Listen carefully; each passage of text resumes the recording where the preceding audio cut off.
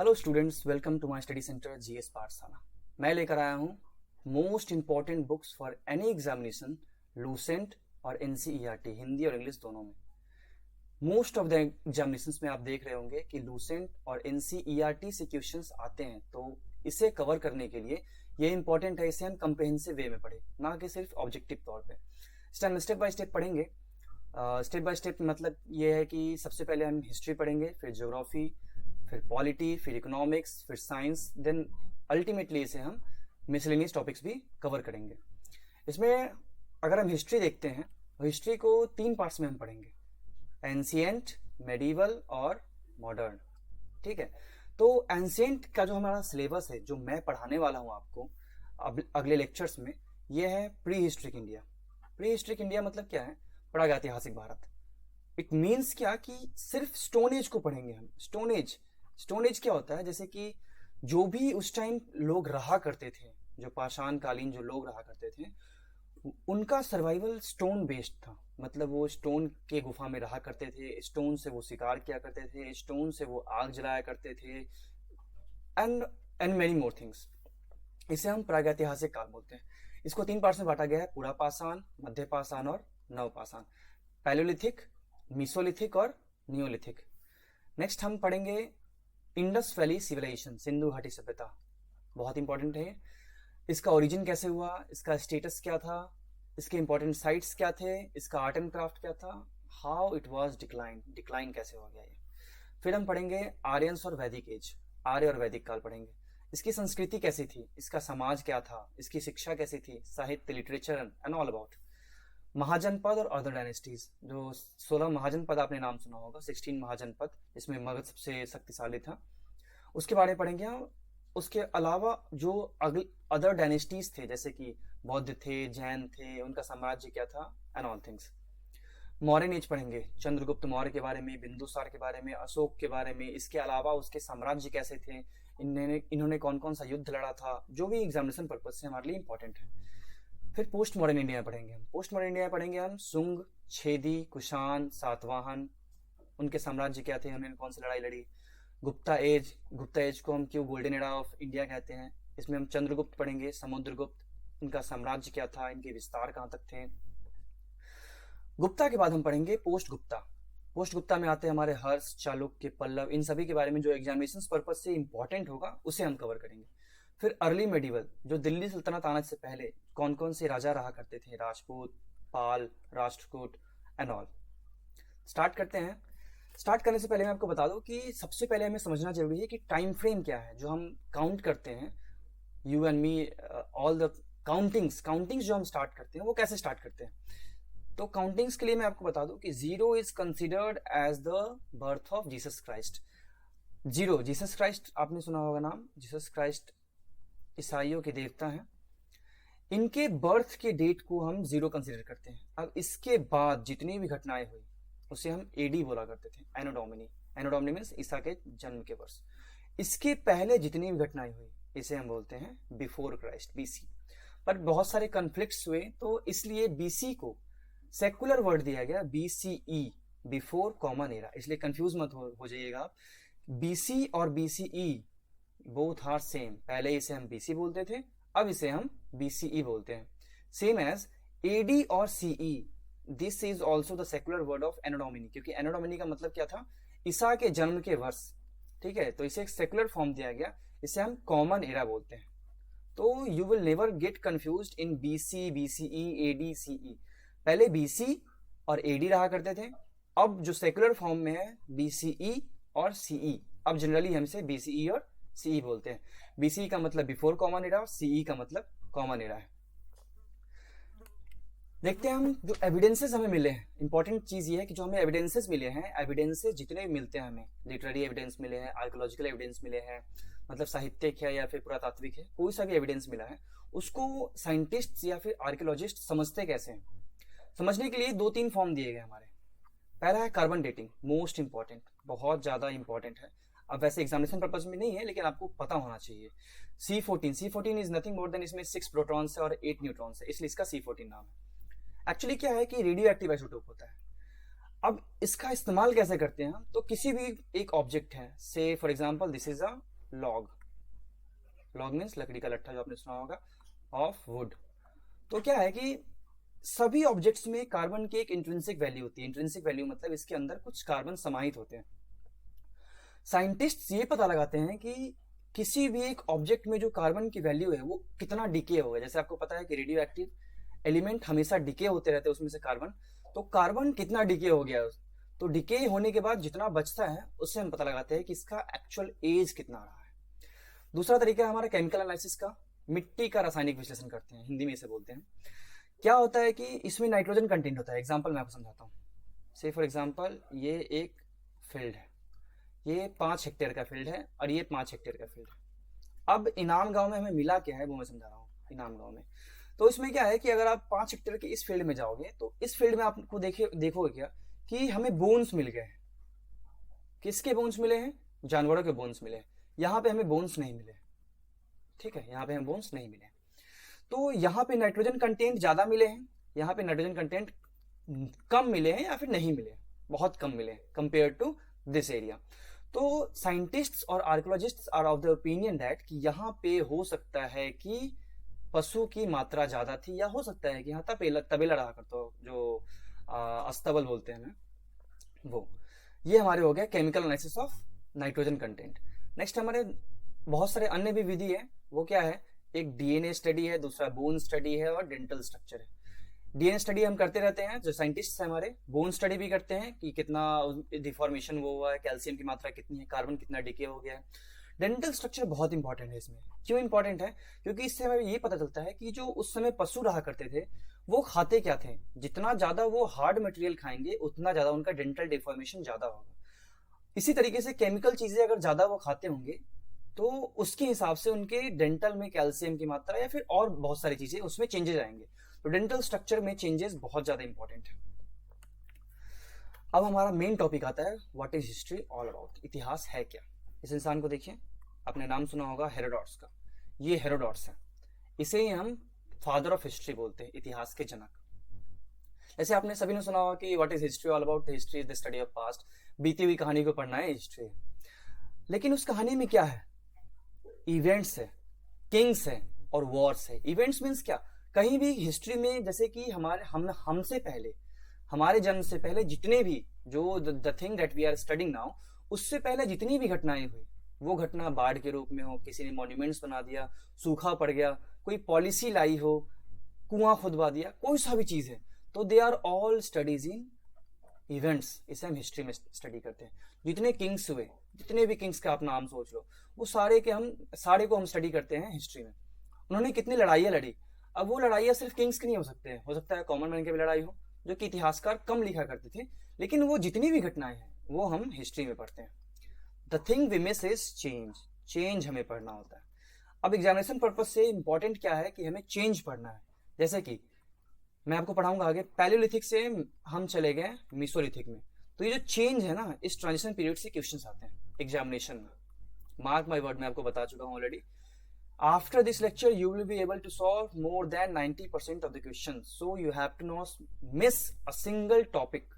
ठीक है, अब इसको समझते हैं क्या है कि ये ग्रीक वर्ड से लिया गया है। हिस्ट्री जो है ग्रीक वर्ड से लिया गया है, हिस्टोरिया। इसका मतलब क्या होता है? हिस्टोरिया का मतलब क्या होता है? जानकारी लेना, एक्ट ऑफ सीकिंग नॉलेज। आपको बता चुका हूं कि ये हेरोडोटस है। हेरोडोटस फादर ऑफ हिस्ट्री है। अब इन्हें फादर ऑफ हिस्ट्री क्यों बोला गया? लिटरेचर तो पहले आ चुके थे आयरन एज में, वैदिक एज में, लेकिन इन्हें फादर ऑफ हिस्ट्री क्यों बोला गया? इन्हें इसलिए बोला गया क्योंकि इन्होंने एक सिस्टमैटिक रूप से इन्वेस्टिगेट किया था जो भी इवेंट्स हुए थे। समझ रहे हो? जितने इवेंट्स हुए थे ग्रीको पर्सियन वॉर में, उन्होंने इन्वेस्टिगेट किया, उसके बाद उससे आगे फॉरवर्ड किया, इसलिए इन्हें फादर ऑफ हिस्ट्री बोलते हैं। इंपॉर्टेंट हमारे लिए क्या है यहाँ पे कि कुछ वर्ड्स आएंगे आपको हिस्ट्री में जो आपको पता होना चाहिए। एक है प्री हिस्ट्री, प्रागैतिहासिक, दूसरा प्रोटो हिस्ट्री, अधैतिहासिक। इसमें कंफ्यूज मत हो जाना आप, ठीक है, इसमें कंफ्यूज मत हो जाना। प्री हिस्ट्री मीन्स क्या होता है कि जब ओरिजिन हुआ, ओरिजिन किसका? ह्यूमन सिविलाइजेशन का। जब भी ह्यूमन का ओरिजिन हुआ, ह्यूमन के ओरिजिन से किसी भी सिविलाइजेशन में आपको बताऊंगा, इंडस वैली सिविलाइजेशन था, नील वैली सिविलाइजेशन था, इजिप्ट सिविलाइजेशन था, रोमन सिविलाइजेशन था, मेसोपोटामियन सिविलाइजेशन, जितने भी सिविलाइजेशन थे तो किसी भी सिविलाइजेशन के स्टार्ट होने से पहले और ह्यूमन ओरिजिन हो गया, उन दोनों के टाइम पीरियड को, जैसे एग्जांपल समझाता हूं मैं आपको। ये इस टाइम फ्रेम में हमारा ह्यूमन का ओरिजिन हो गया, इस टाइम फ्रेम में हमारा सिविलाइजेशन हो गया, तो इन दोनों के बीच के टाइम फ्रेम को हम कहते हैं प्री हिस्ट्रिक, प्राग ऐतिहासिक काल। इसे हम स्टोन एज भी बोलते हैं, जनरल फॉर्म में स्टोन एज बोलते हैं। हिंदी में समझिए इसे, मनुष्य के व्युत्पत्ति और किसी भी सभ्यता के बीच का काल, मनुष्य की व्युत्पत्ति और किसी भी सभ्यता के बीच का काल। नेक्स्ट है प्रोटो हिस्ट्रिक। प्रोटो हिस्ट्रिक बोलते हैं अर्ध इतिहास काल। मतलब क्या है कि ह्यूमन सिविलाइजेशन डेवलप हो गया है, उन्होंने आर्ट एंड क्राफ्ट भी स्टार्ट कर दिया है, ठीक है, मतलब लिखना पढ़ना वो शुरू कर दिए, पर वो जो आर्ट एंड क्राफ्ट है उसे हम अभी तक डिसिफर नहीं कर पाए, हम इसे पढ़ नहीं पाए। नहीं समझ में आया, समझाता हूँ। वह समय जिसके दौरान मानव सभ्यता में प्रचलित, मतलब मानव सभ्यता डेवलप हो चुका है, मानव सभ्यता में प्रचलित लेखन एवं कला को पढ़ा नहीं जा सका है। जैसे एग्जांपल समझाता हूं मैं आपको, IVC, इंडस वैली सिविलाइजेशन। इस टाइम पे लेखन कला मौजूद थी, लेकिन उस लेखन कला को हम पढ़ नहीं पाए हैं, समझ रहे हो ना। मतलब art of writing was persisting but we are not able to decipher it now, जबकि स्टोन एज में ये मौजूद नहीं था। तो इसलिए प्री हिस्ट्रिक हमारा स्टोन एज है और प्रोटो हिस्ट्रिक हमारा इंडस वैली सिविलाइजेशन है। इस बात को आप याद रखना। नेक्स्ट चलते हैं सोर्सेस ऑफ हिस्ट्री में। इतिहास के स्रोत। इतिहास के स्रोत को दो पार्ट्स में डिवाइड करते हैं, एक लिटरेरी सोर्स, दूसरा आर्कियोलॉजिकल सोर्स। लिटरेरी सोर्स क्या है? साहित्यिक, मतलब किसी भी मटेरियल पे अगर कुछ लिखा हुआ है, जैसे कि समझिए क्लॉथ है, पेपर है, वुड है, मेटल या अन्य किसी भी चीज पे अगर उस पे कुछ लिखा हुआ है, जैसे कि अगर आप इस पे ऐड कर सकते हैं स्टोन, अगर वो स्टोन पे कुछ लिखा हुआ है, कुछ भी इंस्क्रिप्टेड, जैसे अशोक ने लिखवाया करते थे, अशोका इंस्क्रिप्शन, शिलालेख, तो वो हमारे लिए लिटरेरी सोर्स में आ गया। पर अगर उसी स्टोन पे कुछ नहीं लिखा हुआ है तो हमारे आर्कियोलॉजिकल सोर्स में आते हैं। तो ये समझ में आ गया आपको लिटरेरी सोर्स किसे बोलते हैं और आर्कियोलॉजिकल सोर्स किसे बोलते हैं। जैसे ये हमारा एक इंडस वैली सिविलाइजेशन का है, हमारा एक सोर्स है ये, जिससे हमें पता चलता है कि ये सील्स में, जैसे यहाँ पे वो जानवर रहा करते थे, कौन सा मटेरियल यूज हुआ करता था उस टाइम, तो इससे हम ये पता चलते हैं कि एक्चुअल में उस टाइम के जो लोग थे वो कैसे सरवाइव किया करते थे। अब हमारा मेन टॉपिक आता है स्टोन एज, जिसे हम पाषाण काल बोलते हैं। स्टोन का मतलब ही पाषाण होता है, एज मीन्स काल। स्टोन एज को ब्रॉडली 3 पार्ट्स में डिवाइड करके पढ़ेंगे हम। एक पैलियोलिथिक एज, दूसरा मेसोलिथिक, तीसरा नियोलिथिक। पैलियोलिथिक मीन्स पूरा पाषाण, मेसोलिथिक मीन्स मध्य पाषाण और नियोलिथिक मीन्स नव पाषाण। पैलियोलिथिक एज जो है 2.5 मिलियन ईयर्स अगो से 10,000 BCE तक, बहुत सबसे लंबा समय यही है। दूसरा मेसोलिथिक आता है 10,000 BCE टू 4,000 BCE। मैं आपको बता चुका हूं BCE क्या है, before common era. Neolithic age है 7,000 BCE टू 1,000 BCE। ओके, इसी 1,000 BCE में हमारा IVC भी आता है, इंडस वैली सिविलाइजेशन। याद रखिए IVC कब था? 2500 BCE टू 1700 BCE, ठीक है। तो मैं आपको बता दूं कि स्टोन एज क्या बोलते हैं। पत्थरों से शिकार करना, पत्थरों की गुफाओं में शरण लेना और पत्थरों से आग पैदा करना आदि को हम स्टोन एज में कैटेगराइज करते हैं। पैलियोलिथिक को हम 3 पार्ट्स में कैटेगराइज करते हैं। एक lower palaeolithic age, middle palaeolithic age और अपर पैलियोलिथिक एज। ये सब याद रखिएगा, दीज आर द क्वेश्चंस जो कि आपसे पूछे जा सकते हैं एग्जामिनेशंस में। पैलियोलिथिक एज में जो लोग रहा करते थे वो कैसे सर्वाइव करते थे? हंटिंग और गैदरिंग से। मतलब क्या है, वो आखेटक के तौर पे थे। They use to hunt some animal, so for example this is an animal, ठीक है, 4 बना दिया। अब इसे हंट क्या करते थे, हंट करने के बाद वो उसका शिकार करके रहा करते थे, फिर वो आगे मूव किया करते थे। ये थे हमारे पैलियोलिथिक एज के लोग। मेसोलिथिक एज में लोग क्या करते थे कि हंटिंग एंड गैदरिंग तो कंटिन्यू रहा। जब ये 10,000 BCE के बाद का एज है, हंटिंग एंड गैदरिंग तो कंटिन्यू रहा। इवॉल्व क्या हुआ? फिशिंग इवॉल्व हुआ और animal domestication, most important point, animal domestication हमने स्टार्ट कब से किया? मेसोलिथिक एज, मध्य पाषाण काल से, जानवरों को पालतू बनाना। नेक्स्ट आते हैं नियोलिथिक एज में। नियोलिथिक एज तक आते आते हमने फूड प्रोडक्शन स्टार्ट कर दिया था। फूड प्रोडक्शन स्टार्ट नहीं था, लोग खाना खाया करते थे लेकिन एग्रीकल्चर नहीं किया करते थे, मतलब अब फसल उगाना स्टार्ट कर दिया। और animal domestication and plant domestication तो कंटिन्यू रहा। क्वेश्चन देखते हैं हम, इनमें से कौन सा पाषाण युग, स्टोन एज के 3 प्रमुख कालों के अंतर्गत नहीं आता है। स्टोन एज में आपको मैं पढ़ा चुका हूं। स्टोन एज में एक है पैलियोलिथिक एज, दूसरा है मीसोलिथिक एज, तीसरा है नियोलिथिक एज। तो ये पूरा पाषाण है हमारा पैलियोलिथिक, नव पाषाण है हमारा नियोलिथिक, ताम्र पाषाण है चाल्कोलिथिक और मध्य पाषाण है हमारा मीसोलिथिक।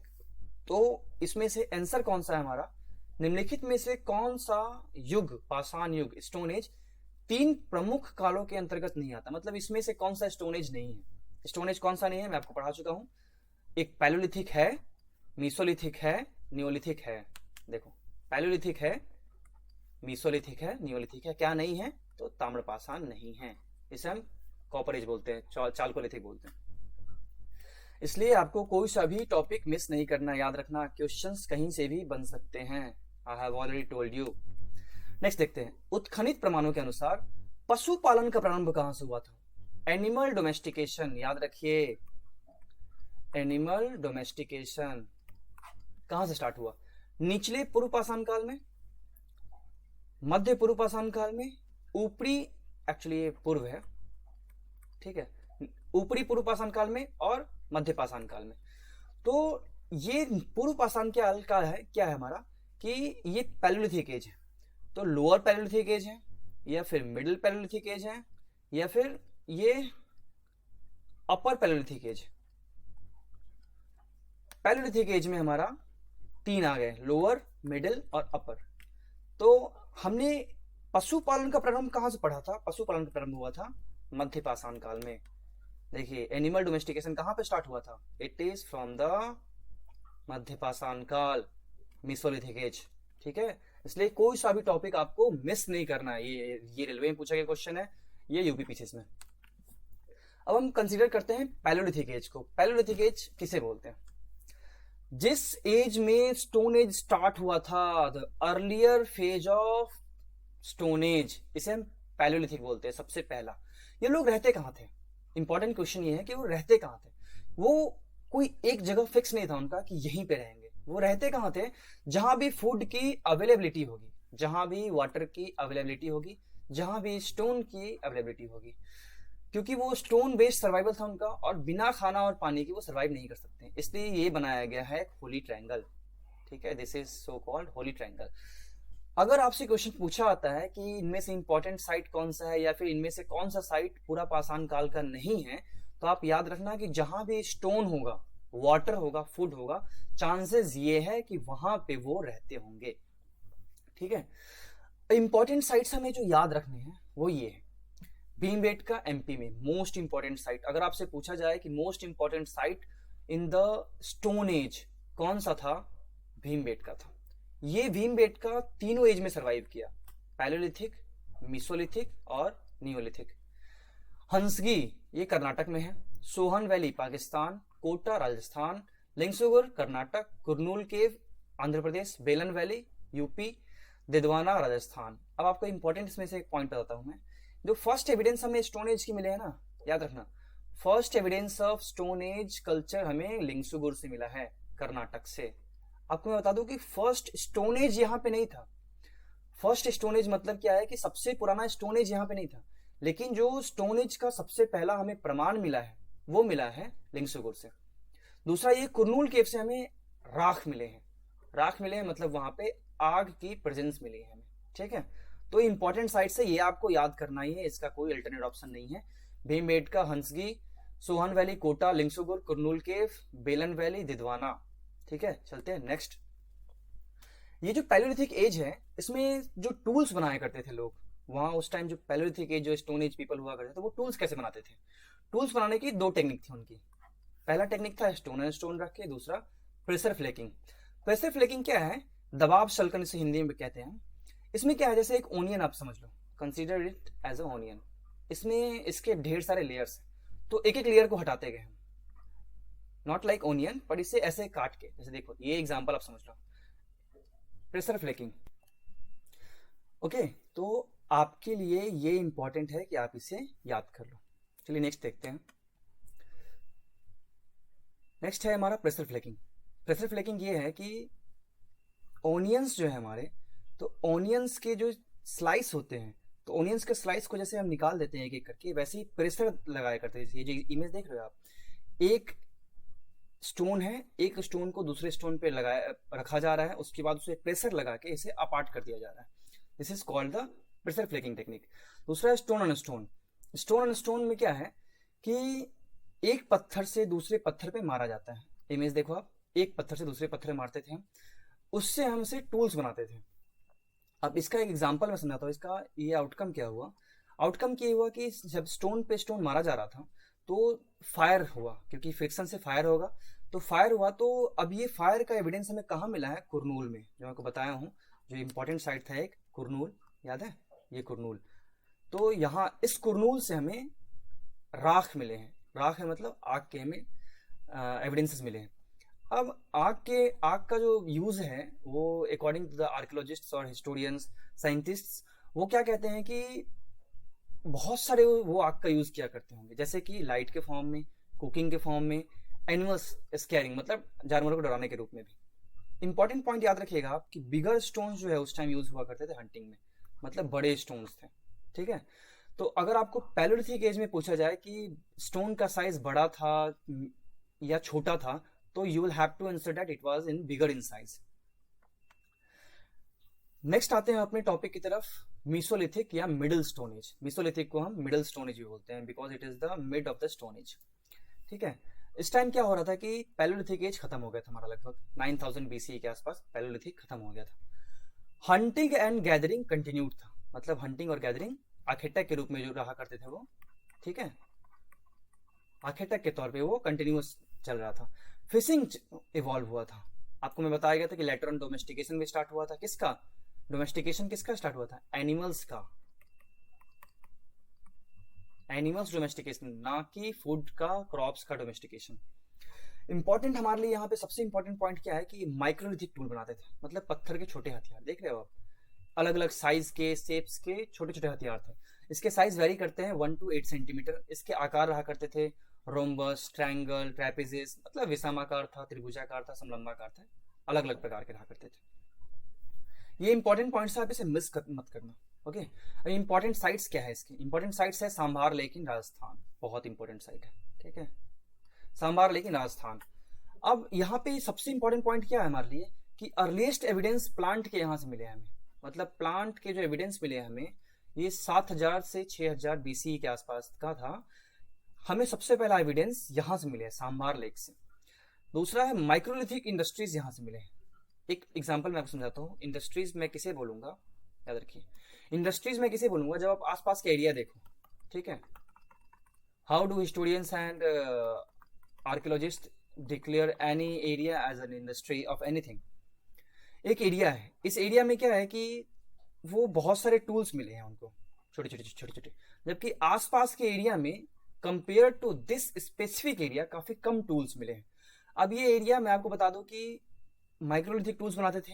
अगर आगे मैं आपको पढ़ाता हूँ IVC में भी, इंडस वैली सिविलाइजेशन में भी, तो हमें बहुत सारी इंडस्ट्रीज मिलेंगे। तो उनका ये मानना होता है कि अगर किसी स्पेसिफिक एरिया में अगर ये सेम तरीके का आइटम बहुत सारे मिल जाते हैं, मतलब उससे हम इंडस्ट्री कंसीडर करते हैं। हो सकता है कि समय के साथ वो भाग गए वहां से, हो सकता है वो पलायन कर गए हो सकता है वॉर में मर गए हो, कुछ भी, पर वो इंडस्ट्रीज वहां पे रह गई, ठीक है, इसलिए इसे हम माइक्रोलिथिक इंडस्ट्रीज कहते हैं। नेक्स्ट है सराय नहर और महादहा, बहुत इंपॉर्टेंट साइट है, इसलिए 60 किलोमीटर के आसपास यहाँ से दूर है एक दूसरे से। यहाँ पे हमें बरियल मिले हैं, याद रखिए, यहाँ से हमें बरियल नहीं मिले, सांभार लेक और राजस्थान से हमें बरियल नहीं मिले हैं, पर हमें सराय नहर और महादहा से बरियल मिले हैं। स्केल्टन, जैसे बरियल में स्केल्टन मिले हैं हमें। इसका क्या मतलब है कि वो किसी तरीके से के रिचुअल्स में विश्वास रखते थे, मतलब समझ रहे हो कि अगर आप स्टोन एज के लोग हो, मतलब इफ यू हैव, जैसे हमारा जनरल परसेप्शन क्या है कि स्टोन एज के लोग थे तो उनके पास दिमाग नहीं रहा करता था, वो सिर्फ खाते थे, रहते थे, पर अगर उतना नहीं था उनके पास, then how do they use to bury? अगर उनका रिचुअल्स नहीं था तो why do they use to bury? तो हमें इससे थोड़ा कंक्लूड करते हैं कि they have a developing mind as well, उनके पास दिमाग भी आना शुरुआत हो गया था। वहां पे हमें मिला है डबल बरियल। अगर ये रिचुअल्स नहीं है, किसी भी एक विश्वास में नहीं मानते थे, वो डबल बरियल क्यों करते थे? समझ रहे हो आप? Double burial main and women का, मेन एंड वोमेन का इंपॉर्टेंट यहाँ पे ये है कि वो कंटेम्पररी नहीं थे, मतलब एक दूसरे के समकालीन नहीं थे। से फॉर एग्जाम्पल, जैसे आज है 2022, अगर आज किसी मैन का डेथ हो गया, एक एक कब्र में उसे एक बड़ी कर दिया गया है, दूसरा वुमेन को उसके 10 साल बाद किया गया या 5 साल बाद किया गया, ऐसे that they were not the contemporary to each other, they all shows the any type of religion और रिचुअल्स। नेक्स्ट है हमें ऑर्नामेंट्स मिले हैं। ऑर्नामेंट्स मतलब आभूषण बोलते हैं। किसके ऑर्नामेंट्स मिले हैं? बोन्स के, नेकलेस के और पेंडेंट्स भी मिले हैं। कहाँ पे? महादहा में। ये सराय नहरलाय में नहीं मिला है, ये हमें महादहा मिला है। लेकिन मोस्ट इंपॉर्टेंट पॉइंट यहाँ पे क्या है कि ऑर्नामेंट्स जो पहनते थे सिर्फ मेन पहनते थे, ना कि वुमेन। Getting point? अब कुछ क्वेश्चन देख लेते हैं। देखिएगा, हड्डी से निर्मित आभूषण, आभूषण मीन्स ऑर्नामेंट, भारत में मध्य पाषाण काल के संदर्भ में प्राप्त हुए। मतलब मीसोलिथिक एज में जो ऑर्नामेंट्स मिले हैं हमें, वो कहाँ से मिले हैं? सराय नहरराय से, महादहा से, लेखहिया से, चोपनी मांडो से। फिर से क्वेश्चन रिपीट कर रहा हूं मैं। ऑर्नामेंट्स जो मिले हैं बोन्स के ऑर्नामेंट्स मीसोलिथिक एज में कहाँ से मिले? सराय नहरराय, महादहा, लेखहिया, चोपनी मंडो। तो ये है हमारा महादहा से। याद रखना, you have to not miss a single topic, it is from the Mahadaha only, not from the Sarai Nahar Rai. मैं आपको क्वेश्चन साथ साथ इसलिए करा रहा हूं ताकि आपको पता चले कि अप्रोच कैसे करना है, which questions you have to deal with, which topic you have to study very carefully, you have to not miss a single topic। ठीक है। मीसोलिथिक एज में देखते हैं। बाय द वे ये हमारा पेंटिंग्स है, ये हमारे पैलेलिथिक एज का है। मैं मीसोलिथिक में इसलिए डाल रखा हूँ क्योंकि मैं इसे भीमबेटका पढ़ाने वाला हूँ। ठीक है। ये ऑस्ट्रिच है, ये ऑस्ट्रिच का एग है और ये डिफरेंट पेंटिंग्स है। मीसोलिथिक एज के बहुत इंपॉर्टेंट साइट जो है वो है एक आदमगढ़ और भीमबेटका। ठीक है। भीमबेटका बहुत ज्यादा इंपॉर्टेंट साइट है। ठीक है। इसमें क्या है कि ये डिस्कवर हुआ था 1957 में। इसमें अराउंड 700 शेल्टर्स है। मतलब शेल्टर समझ रहे हो ना आप? ऐसे ऐसे ऐसे ऐसे गुफा करके 700 केव्स है, 700 शेल्टर्स है। लगभग 25 गांव से अधिक में फैला हुआ है। इतना बड़ा ये एरिया है, इतना इंपॉर्टेंट साइट है कि इसे 2003 में यूनेस्को वर्ल्ड हेरिटेज साइट भी घोषित कर दिया गया। ठीक है। भीमबेटका ऑल 3 एजेस में सर्वाइव किया है। ऑल 3 एजेस समझ रहे हो आप? मतलब पैलेलिथिक, मीसोलिथिक, न्यूलिथिक, पूरा पाषाण, मध्य पाषाण और नवपाषाण। ठीक है। पूरा पाषाण में, मध्य पाषाण में और नवपाषाण में, तीनों एज में ये सर्वाइव कर रहा था। यहाँ पे हमें क्या मिले हैं? Evidence of domestication of animals, जानवरों को पालतू बनाने का हमें प्रमाण यहाँ से मिला है। मैं आपको फिर से रिपीट कर रहा हूँ कि you have to not miss a single topic, you have to remember each and every point that I am speaking. ठीक है। ये evidence of domestication of animals मिले हैं। नेचुरल शेल्टर इन केव्स, प्राकृतिक आश्रय होने की वजह से यहाँ पेंटिंग्स बहुत ज्यादा है। अब ये किस लिए है? अगर ये मैन मेड होता तो you will have to remember कि जनरल परसेप्शन ये है हमारा कि जो नेचुरल चीजें, जैसे आप नेचुरली कोई पहाड़ को देख लो, and someday if you will make an mountain, man made mountain, if you will be able to maintain, if you are able to build a man-made mountain, it will not survive as much as the natural shelter। समझ रहे हो ना? मतलब क्या है कि natural होने की वजह से वहां पे बहुत ज्यादा दिन सर्वाइवल था। वहां पे स्टोन एज के पीपल आते गए और वो एक एक करके पेंटिंग बनाते गए। लगभग हमें 500 से अधिक पेंटिंग्स मिले हैं। कहां से? भीमबेटका से। समझ रहे हो? भीमबेटका फेमस ही इसलिए था क्योंकि वहां पे पेंटिंग्स बहुत ज्यादा था। लगभग 700 शेल्टर्स थे, 500 से अधिक वहां पेंटिंग्स मिले हैं। ठीक है। अगर आपसे पूछा जाए कि मैक्सिमम पेंटिंग इन इंडिया कहां से मिला है, तो भीमबेटका था। पेंटिंग्स ऑफ हंटिंग सीन्स, शिकार करते हुए पेंटिंग कहां से मिला है, तो it is from the Bhimbetka. एक वुमेन है जिसके सर पे कुछ लोड रखा हुआ है। लोड मतलब क्या है? फॉर एग्जांपल कि ये वुमेन है, इसके अपने सर पे कुछ रखा हुआ है और इसका पेंटिंग बनाया गया। ये कहां से मिला है? भीमबेटका से। Ostrich and it's eggs painting, ostrich है, इसका एग का पेंटिंग कहां से मिला है? शुतुरमुर्ग के अंडे का। ये भी हमें भीमबेटका से मिला। ठीक है। नाउ अब फिर से क्वेश्चन आते हैं ताकि आपका नॉलेज टेस्ट हो जाए। भीमबेटका किसके लिए प्रसिद्ध है? याद रखना, मैं आपको पहले बता चुका हूं, you have to not miss a single topic. गुफाओं के शैल चित्र के लिए, खनिज के लिए, बौद्ध प्रतिमाएं के लिए, सोन नदी का उपागम स्थल के लिए। समझ रहे हो? भीमबेटका गुफाओं की शैल चित्र के लिए, खनिज के लिए, बौद्ध प्रतिमाओं के लिए, सोन नदी का उपागम स्थल के लिए। भीमबेटका प्रसिद्ध है सिर्फ गुफाओं के शैल चित्र के लिए। ठीक है। मैक्सिमम पेंटिंग्स मिले हैं हमें यहां से। ठीक है। इसलिए आपको याद रखना है कि भीमबेटका किस लिए प्रसिद्ध था। नेक्स्ट, ये तो एमपीपीसीएस का था। भारत में पाषाण कालीन शिला चित्रकारी कहाँ पाई जाती है? पाषाण कालीन मतलब स्टोन एज की बात कर रहा है वो, ठीक है। स्टोन एज में शिला चित्रकारी मतलब स्टोन्स पे किए गए पेंटिंग्स कहाँ पाए जाते हैं? नालंदा में, भीमबेटका में, एलिफेंटा में, बाघ गुफाएं में। नालंदा, भीमबेटका, एलिफेंटा, बाघ गुफा। इट इज भीमबेटका ओनली, ठीक है, क्योंकि सबसे ज्यादा फेमस यही है। ये हमारा आरबी का पूछा गया क्वेश्चन। नेक्स्ट है, भारत में किस शिलाश्रय से सर्वाधिक चित्र प्राप्त हुए हैं? मतलब जो केव शेल्टर इसे बोलते हैं, केव शेल्टर, जहां पे स्टोन एज के पीपल रहा करते थे। घघरिया में मतलब सर्वाधिक चित्र कहां से प्राप्त हुए? घघरिया में, भीमबेटका में, लिखैया में, आदमगढ़ में। सो सिंपल, भीमबेटका में। तो you are able to now solve the question of UP PCS, getting my point, including RRB. Next आते हैं, हमारा स्टोन एज का लास्ट फेज है नियोलिथिक एज, ठीक है। नियोलिथिक एज, नवपाषाण काल। अब ये क्या है कि ये फाइनल फेज है स्टोन एज का। इसके बाद स्टोन एज खत्म है, फिर हम किसी सिविलाइजेशन पे आएंगे। स्टोन एज को, इस स्टोन एज को हम कभी कभी न्यू स्टोन एज भी बोलते हैं। इसमें क्या क्या जारी रहा था? Animal domestication, domestication of animal continuous था। इवॉल्व क्या हुआ? तो डोमेस्टिकेशन ऑफ प्लांट्स, प्लांट्स का डोमेस्टिकेशन इवॉल्व हुआ। बिगिनिंग ऑफ फूड प्रोडक्शन, याद रखिए। अब इसका मैं इंपॉर्टेंट चीज बताता हूं, क्या एनालिटिकली आप समझने की कोशिश करो। जब फूड प्रोडक्शन स्टार्ट होगा, so for example A is a person and B is another person. A अगर फूड प्रोडक्शन स्टार्ट करता है, तो अगर इसके घर में 5 लोग हैं, 5 people residing in his house, तो 5 लोगों के लिए अगर ये फूड प्रोडक्शन स्टार्ट करेगा, सिर्फ 5 लोग तो नहीं खाएंगे, 5 लोग से ज्यादा के लिए फूड प्रोडक्शन होगा। तो अगर ये सरप्लस होगा, सरप्लस मतलब होता है ज्यादा मात्रा में जब होगा, तो ज्यादा मात्रा में होगा तो वो स्टार्ट करेगा ट्रेड ऑन कॉमर्स। याद रखिए, पहले तो कि किसी एक जगह रुकेगा, रुकने के बाद वो उसका अनाज उपजाएगा, अनाज उपजाने के बाद वो जब अधिक हो जाएगा, तो अधिक होने के बाद उसका ट्रेड ऑन कॉमर्स में ले जाएगा। वो ट्रेड ऑन कॉमर्स जितना ज्यादा होगा उतना ज्यादा अर्बनाइजेशन की ओर जाएगा, शहरीकरण। जितना ज्यादा अर्बनाइजेशन होगा उतना ज्यादा अर्बन कल्चर डेवलप होगा, और यही urban culture Indus valley civilisation है। तो आप याद रखना, जब सिंधु घाटी सभ्यता पढ़ोगे तो ये अचानक से कहीं आसमान से नहीं टपक गए थे। They were nothing more than the indigenous people of the Neolithic age. Indigenous people थे वो नियोलिथिक एज के, ठीक है। चलिए वापस आते हैं हम।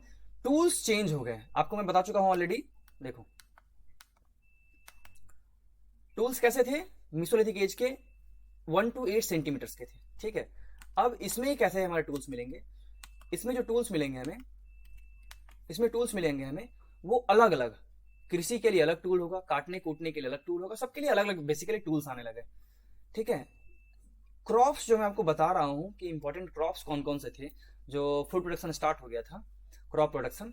तो वीट गेहूं, बार्ली जौ, माइल्ट बाजरा, राइस चावल, मेज मक्का, पोटैटोज आलू, ये आपको याद रखने हैं बाय डिफॉल्ट, आपको भूलना नहीं है। ये हमारे लिए इंपॉर्टेंट ये है कि भारत में 2 सबसे इंपॉर्टेंट फूड्स थे, गेहूं और जौ, ठीक है। पर आपको ये सारे 6 के 6 क्रॉप्स आपको याद रखने हैं। नेक्स्ट देखते हैं यूज ऑफ ग्रेन्स। वो अनाज तो उगा लिए, पर अनाज का उपयोग क्या करते थे? अनाज का उपयोग करते थे वो सीड में, बीज के रूप में, फूड में, भोजन के तौर पे, गिफ्ट में, स्टोरेज के तौर पे। अब आप समझो कि वो एक जगह स्थायी हो गए, वो बीज रखने स्टार्ट कर दिए ताकि वो नेक्स्ट टाइम फिर से उस बीज से फसल उगा सके। जब ज्यादा होता था तो उसे स्टोरेज करते थे।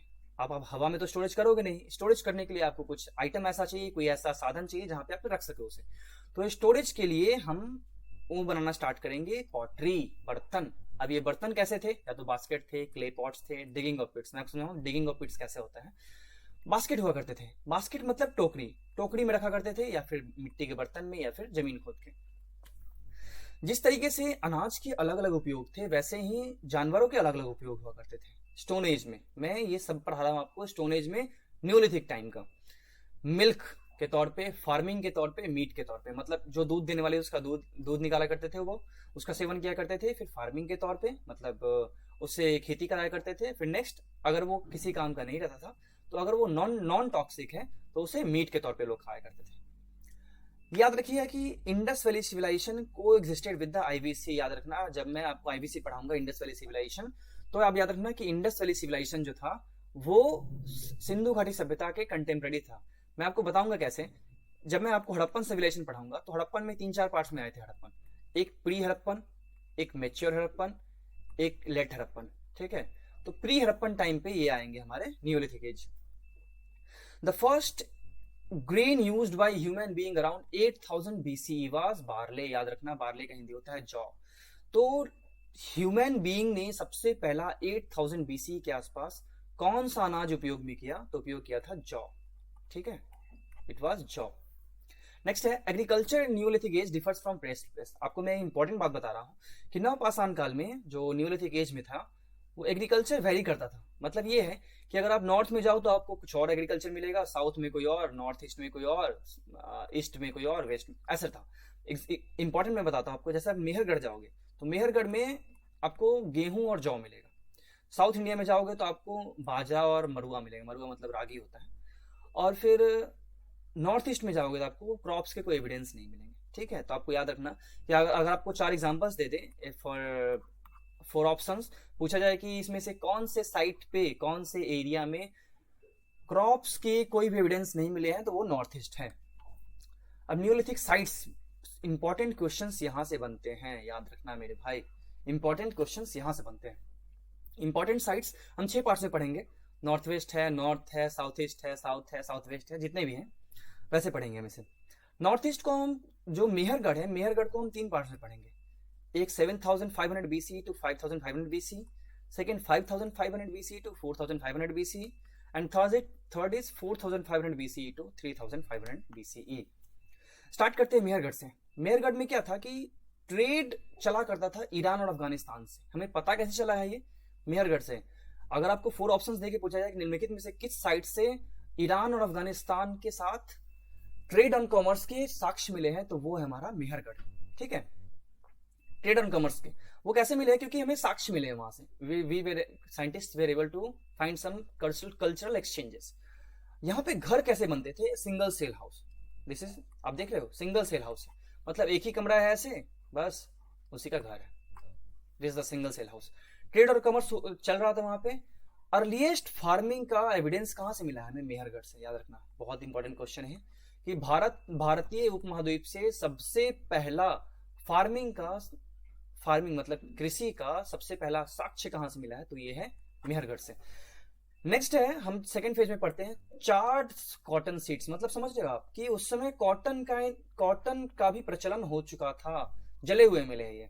नेक्स्ट है आइवरी स्टैच्यू। आइवरी मतलब हाथी के दांत होते हैं, आपने देखा होगा, गले में लटकाए रहते हैं बहुत पहले, अब तो थोड़ा कम हो गया है।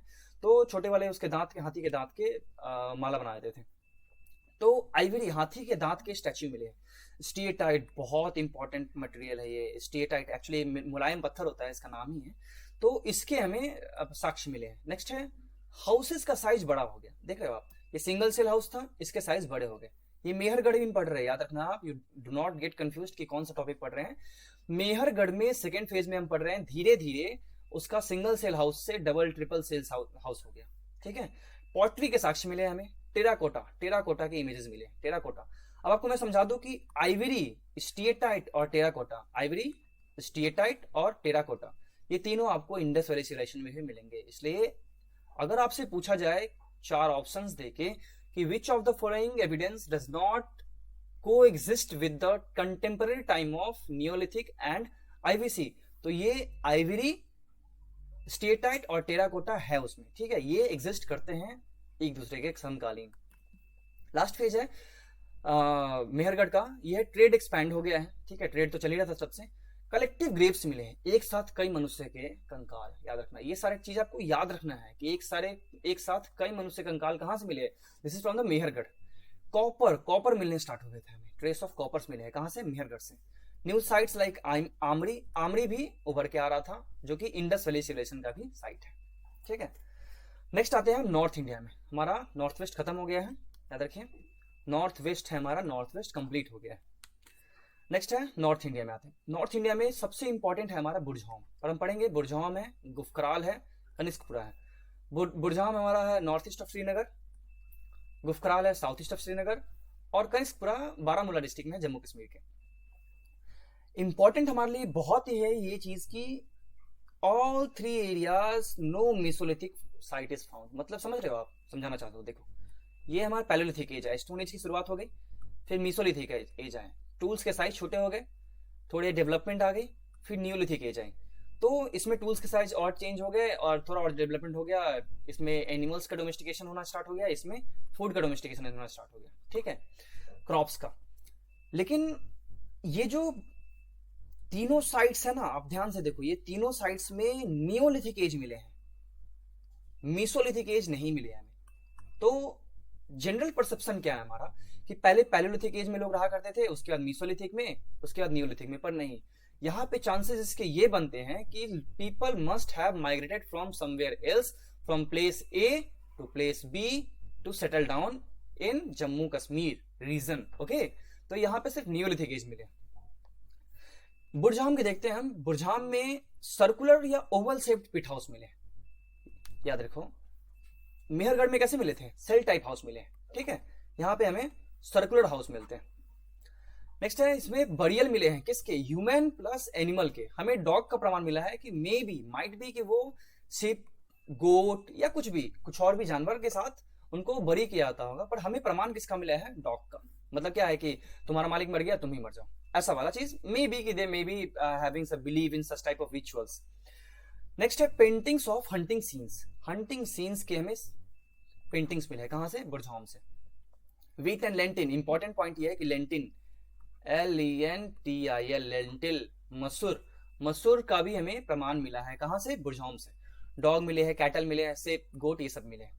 अब यहाँ पे हमें बुरझाम में कंटिन्यूएशन क्या क्या था, हंटिंग कंटिन्यूएशन था, फिशिंग कंटिन्यूएशन था और एग्रीकल्चर कंटिन्यूएशन था।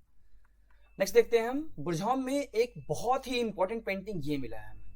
अगर आपसे क्वेश्चन पूछा जाए, ये एक आदमी, ध्यान से देखो, ये एक आदमी है, इसके हाथ में बो एंड एरो है, ये शिकार कर रहा है हिरण का, इसके पास में एक कुत्ता भी है, दूसरा आदमी है। तो आपको एक तीर धनुष से हिरण का शिकार करते हुए तस्वीर कहां से मिला है, ये बुरझाम से मिला है, ठीक है। अब देखते हैं हम गुफराल। गुफराल में वीट एंड लेंटिन मिला है, जो जैसे कि हमारे बुरझाम से मिला था। पिट हाउस मिला है, गड्ढे वाला घर भी मिला है, जैसे कि ये गड्ढे वाला घर है, ठीक है। और पिट स्टोरेज मिला है, पिट हाउस प्लस पिट स्टोरेज। पिट स्टोरेज कैसा होता है मैं समझाता हूँ आपको। देखो, आपने एक घर बना दिया, आप घर में स्टेप बाय स्टेप ऐसे ऐसे करके घर पे चले गए। अब आपने स्टोरेज के लिए यहाँ पे एक और गड्ढा कर दिया जो जमीन के और नीचे। This is called a pit storage under the pit house, ठीक है। डॉग एंड पिग के भी हमें प्रमाण मिले हैं, कहां से, गुफराल से। नेक्स्ट आते हैं हम सेंट्रल इंडिया में। Central India, UP, MP, Bihar, तीनों जगह हम देखते हैं। यूपी में बेलन वैली, आपको ये प्लेसेस याद रखने हैं, याद रखना, जितने भी इंपॉर्टेंट साइट्स मैं आपको बता रहा हूं सबके प्लेसेस आपको बिल्कुल याद होने चाहिए। बेलन वैली ये भी जगह है, कोल्डीवा ये भी जगह है। यहाँ पे हमें राइस मिले हैं, याद रखना, बहुत इंपॉर्टेंट पॉइंट है कि हमें यूपी से हमें राइस मिले हैं। और यहाँ पे अगर आपसे पूछा जाए कि वाटल और डॉब हाउस के प्रमाण कहां से मिले हैं, तो it is from the UP, central India. वाटल डॉब हाउस कैसा होता है, जैसे देखो, ये मिट्टी है, आपने गांव में देखा होगा, ये मिट्टी है, ये हमारा खरपतवार है, ठीक है। तो मिट्टी के ऊपर खरपतवार डाल के हम घर बना देते हैं टेम्पररी तौर पे। तो वाटल एंड डॉब हाउस ये डिजाइनिंग है। तो ऐसे प्रमाण हमें कहां से मिले हैं, यूपी से मिले। पेंटेड पॉटरी मिले हैं। अब पेंटेड पॉटरी तो मिल जाएंगे, लेकिन इंपॉर्टेंट क्या है कि वो पेंटेड पॉटरी कैसा था, इंडस वैली सिविलाइजेशन के टाइप का था। याद रखना, history is all about connecting the dots, कोई सा भी टॉपिक आपको मिस नहीं करना है। ऊपर से ancient India, each and every topic is connectedly बहुत ज्यादा हार्श तरीके से, ठीक है। तो याद रखना आप कि ये जो इंडस वैली सिविलाइजेशन में जो पेंटिंग मिला है हमें, सेम टाइप का पेंटिंग हमें इस पॉटरी पे मिल गया है नियोलिथिक एज में। प्लेन रेड और ऑकरे कलर, लाल और गेरुआ रंग का मिला है। रेड एंड ब्लैक, लाल और काला भी मिला है, ठीक है। नेक्स्ट देखते हैं एमपी में। एमपी में महागरा ये एक्चुअली महागरा है। तो महागरा से मिला है एविडेंस ऑफ किस चीज का, स्ट्रॉ एंड राइस हस्क, मतलब फूस और चावल का छिलका या भूसी जिसे बोलते हैं। तो याद रखना, अगर आपसे क्वेश्चन पूछा जाए कि राइस हस्क के प्रमाण कहां से मिले हैं, तो it is from the MP, Mahagara. Cattle pen मिले हैं। कैटल पेन क्या है, एक्चुअली ये जैसे कैटल है, ये तो इमेज में छुप गया है, ये कैटल है, ये कैटल को हमने खूंट से बांध दिया, it is called the cattle pen. तो कैटल पेन से का प्रमाण कहां से मिला हमें, महागरा से। नेक्स्ट इंपॉर्टेंट साइट देखते हैं हम, बिहार में बहुत ही इंपॉर्टेंट प्लेस है चिरांद सारण डिस्ट्रिक्ट में है। यहाँ पे इंपॉर्टेंट क्या है कि हमें 1 किलोमीटर लंबा टीला मिला है। 1 किलोमीटर लंबा टीला मिला है, वहां कंकाल का टीला नहीं मिला है, हमें वो टीला मिला है जिसमें से फॉर एग्जाम्पल देखो, ये एक टीला है, यहाँ पे हमें ऑर्नामेंट्स मिले हैं, जो आपको मैं बता चुका हूँ ऑर्नामेंट्स थे, वहां पे फूड्स मिले हैं, अलग अलग टाइप के क्रॉप्स मिले हैं, ठीक है। तो ये एविडेंसेस हमें मिले हैं चिरांद में। यहाँ क्रॉप्स में क्या मिले हैं, चावल, गेहूं, जौ, मूंग और मसूर मिले हैं। बहुत इंपॉर्टेंट यहाँ पे पॉइंट क्या है कि 2 क्रॉप्स ईयर के एविडेंस कहाँ से मिले हैं, बिहार के चिरांद से। क्यों? क्योंकि ये गंगा यमुना दोआब में रहा करते थे, आप समझ रहे हो ना। From this side river is flowing, another side another river is flowing. अगर एक वाटर बॉडी यहाँ पे कम पानी दे रहा है तो दूसरे वाटर बॉडी से वहां पे हम सर्वाइवल कंटिन्यूस चल रहा था। नेक्स्ट है ईस्टर्न पार्ट में। ईस्टर्न पार्ट को कुछ नहीं बस आपको याद रखना है, मयूरभंज उड़ीसा में, महिषदाल वेस्ट बंगाल में, और बारूडी झारखंड में। इसका कोई अल्टरनेट नहीं है, आपको याद करना है। ये प्लेस है न्यूलिथिक साइड के। नेक्स्ट नॉर्थ ईस्ट में दाउजली हादिंग। दाउजली हादिंग असम में है। यहाँ पे इंपॉर्टेंट क्या रोल प्ले करता है ये, कि यहाँ से हमें जडियाइट मिला है। ये स्टोन देख रहे हो आप, it is a jadeite stone. Jadeite stone का इंपॉर्टेंस ये है कि लोकली अवेलेबल नहीं है। People are of the opinion that कि ये हमारा असम है, और असम से चाइना नजदीक है। तो चाइना में जो अवेलेबल जडियाइट है, ये जडियाइट यहां से ट्रेड से आता होगा। तो people were of the opinion that कि they were aware of the trade and commerce as well. Next देखते हैं। नेक्स्ट है साउथ इंडिया। साउथ इंडिया में कर्नाटक है और आंध्र प्रदेश है। तो कर्नाटक में है टेक्कलकोट, पिकलीहाल, ब्रह्मगिरी, मस्की और हल्लूर। ये आपको साइट्स याद रखने हैं। ये बाय डिफॉल्ट आपको याद रखने से कोई अल्टरनेट ऑप्शन है नहीं। Which of the following sites are found of the neolithic age. तो ये हमारा टेक्कलकोट, पिकलीहाल, ब्रह्मगिरी, मस्की और हल्लूर। ब्रह्मगिरी और मस्की ये सेम साइट है जहां पे अशोका ने अपना शिलालेख लिखवाया था, इंस्क्रिप्शन लिखवाया था, ठीक है। नेक्स्ट है आंध्र प्रदेश। आंध्र प्रदेश देखते हैं। आंध्र प्रदेश में बुधियाल है, कोडेकाल है, पोलवॉय है, ठीक है। बुधियाल, कोडेकॉल और पोलवॉय। यहाँ पे ये भी आपको याद रखना है। काली चना की जो एविडेंस मिली है हमें, वो कहाँ से मिली है, पयामपल्ली से, ठीक है। तो ये आपको याद रखना है, बहुत इंपॉर्टेंट पॉइंट है। नेक्स्ट देखते हैं अपना क्वेश्चंस और कंक्लूड करते हैं। निम्नलिखित में से किस स्थल से मानव कंकाल के साथ कुत्ते का कंकाल भी समाधान में प्राप्त हुआ है? याद रखो, मैं आपको पढ़ा चुका हूं ऑलरेडी ये सारे पॉइंट्स, ठीक है। मानव कंकाल के साथ कुत्ता, ठीक है। देखो मैं आपको रिवीजन कराता हूँ। ये बरियल, बरियल किसका, ह्यूमन प्लस एनिमल, डॉग का। कहाँ से मिला है हमें, ये हमें मिला है बुरझोम से। तो don't forget a single topic. आपको अगर नहीं याद रहेगा ये, you will miss in the exam. Brahmagiri, Burzahom, Chirand और मस्की, ये है हमें बुरझोम से, ठीक है। नेक्स्ट है गर्तावास के साक्ष्य कहाँ से प्राप्त हुए? गर्तावास, बुरझोम, ब्रह्मगिरी, कोल्डीवा, सगन कल्लू। तो ये भी हमें बुरझोम से मिला है। पिट हाउस याद है, पिट हाउस जो मैं आपको पढ़ाया था। पिट हाउस भी जो हमें मिले हैं, कहाँ से मिले हैं देख रहे हो आप, ये पिट हाउस है। It is from the Burzahom only, ठीक है। पिट हाउस मिले हैं, ठीक है।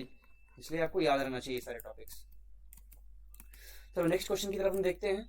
नेक्स्ट क्वेश्चन है हमारा, निम्नलिखित में से किस स्थान पर मानव के साथ कुत्ते का दफनाए जाने का साक्ष्य मिला है? बहुत इंपॉर्टेंट, बहुत इजी है आपके लिए। तो मानव के साथ कुत्ते कहाँ मिले हैं? ये बुरझोम में, बुरझोम वाला ऑप्शन ये, ठीक है।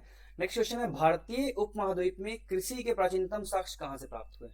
कृषि के प्राचीनतम साक्ष्य मतलब अर्लीस्ट एविडेंस ऑफ क्रॉप्स कहाँ से मिले हैं? ब्रह्मगिरी से, बुरझोम से, कोल्डीवा से, मेहरगढ़ से। It is from the Mehrgarh, not the Burzahom, ना ही कोल्डीवा, ना ही ब्रह्मगिरी। मैं आपको बता चुका हूँ ऑलरेडी कि भारतीय उपमहाद्वीप सब कॉन्टिनेंट में कृषि का प्राचीनतम साक्ष्य कहाँ से प्राप्त हुए। देखो मैं आपको बताता हूँ कहाँ पे आपने पढ़ा अभी अभी। इट इज फ्रॉम द, देखो, evidence of earliest farming in Indian सब कॉन्टिनेंट। कहाँ से है ये? मेहरगढ़ का साइट। समझ में आ रहा है आपको? It's from the Mehrgarh only, ठीक है। चलो नेक्स्ट देखते हैं नेक्स्ट क्वेश्चन की तरफ। निम्नलिखित में से किस एक पुरा स्थल से पाषाण संस्कृति से लेकर हड़प्पा सभ्यता तक के संस्कृति अवशेष प्राप्त हुआ है? सबसे लॉन्गेस्ट सर्वाइविंग प्लेस मैं आपको बता चुका है, आमरी, मेहरगढ़, कोटदीजी, कालीबंगन। ये है मेहरगढ़। आप देखोगे पीछे लेक्चर तो इसमें मिलेगा आपको, मेहरगढ़ है वो। नवपाषाण युग में, न्यूलिथिक एज में, भारतीय उपमहाद्वीप के उत्तर पश्चिमी नॉर्थ वेस्ट क्षेत्र में निम्नलिखित में से किस स्थान पर कृषि के अभ्युदय के प्रारंभिक प्रमाण प्राप्त हुए? मतलब अर्लीस्ट एविडेंस ऑफ क्रॉप्स। कहाँ से मिले? सेम क्वेश्चन है, अर्लीस्ट एविडेंस ऑफ क्रॉप्स कहाँ से मिले? ये हमारे Mundigak, Mehrgarh, Dambsadaat, Balakot, Amri, it is from the Mehrgarh only. इसलिए आपको ये सारी चीज याद रखना है। मेरे नेक्स्ट वीडियो में आपको मैं पढ़ाऊंगा इंडस वैली सिविलाइजेशन, उसका ओरिजिन, उसका कल्चर कैसा था, why it is so called the urban civilization, उसका डिक्लाइन कैसे हुआ, उसके इंपॉर्टेंट साइट्स क्या है। इसलिए आपके लिए सजेशन है कि अगर आप नेक्स्ट वीडियो देख रहे हैं तो इससे पहले आप एक बार लूसेंट या फिर एनसीईआरटी कोई सा भी एक बार चैप्टर आप पढ़ के आए। Okay, thanks.